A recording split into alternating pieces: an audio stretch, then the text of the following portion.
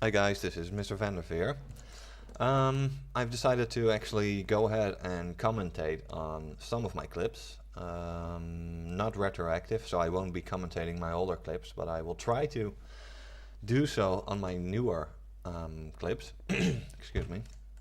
But before I go ahead and do that, I first wanted to give you an optimization tip for, well, at least for Windows 7 users, that is.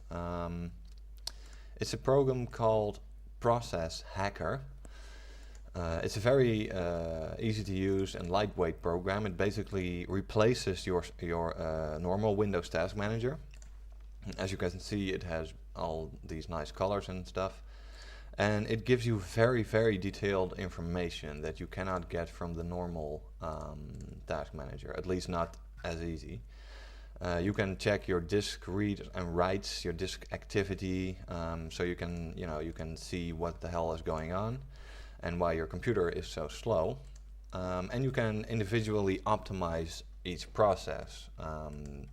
Basically what I do is I start a game and then I go into the Process Hacker, and let's, for example, take Fraps as a game. Just to show how it works, basically what you do is you set the priority to high. That's fairly easy. You can do that in the normal Windows Task Manager too. That's nothing special. The second thing, which is kind of cool, is change the I/O priority, or basically the input-output priority, and it basically dictates the amount of priority the program gets from the hard drive to the system and vice versa. So basically, if you set this to high, every process has a normal priority, by the way. But if you change it to high, which you cannot do with the normal Task Manager, you will actually see quite an increase in performance. Obviously, it will be at the cost of other software running in the background, so this is only useful for gamers, actually. But it should be fine if you have nothing important running in the background. You can go ahead and set this to high and the priority to high, and you should immediately see an increase in frame rate and responsiveness in almost every game. The funny thing about, for example, Modern Warfare 3 is it starts on high priority by default.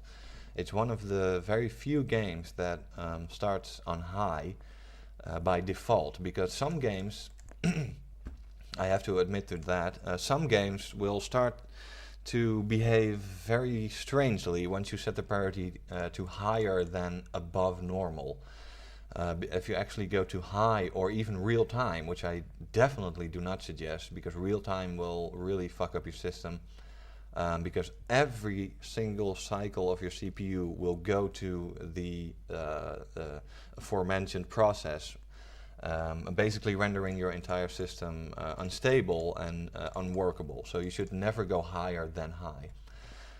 It's just a matter of tryouts. You should just go ahead and just test it out, see what works. Usually high works best alongside the high I/O priority setting. And the other useful thing in this program is that everything's segmented. You can really instantly see what is going on. You can see the amount of traffic everything is generating, the amount of writes and reads, the CPU time, idle processes here. Any processes that might have been suspended or crashed in the background and are still gobbling up CPU cycles, you can easily identify them by the color.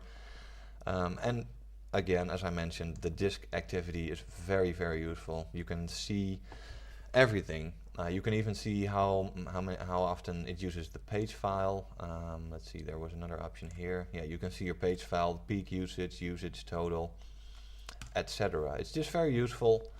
And if you're a power user or a gamer or both, then I really suggest this program.